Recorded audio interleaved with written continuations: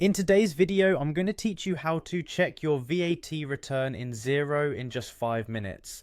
Let's dive into this straightforward process, ensuring all of your tax-related tasks are efficiently handled. We'll begin by logging into the Xero accounting software. First, go to the Xero login page where you'll see the option to log in. Click on it.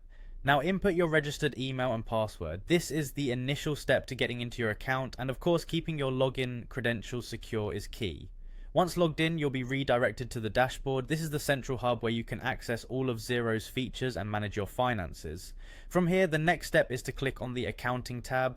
This tab holds all the information you need regarding your financial data and reports. Under the Accounting section, you now want to select the Advanced option.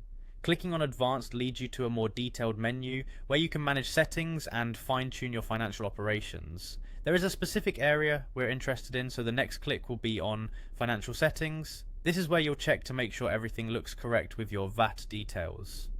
If everything is in order, it's time to save these settings. It's a simple click on Save that secures your entries and ensures everything is documented just how you want it. Next, return to Accounting, which we've already visited earlier, but this time focus on the VAT return. Here under VAT return, you might need to adjust the date range to suit the specific VAT return period you're interested in viewing.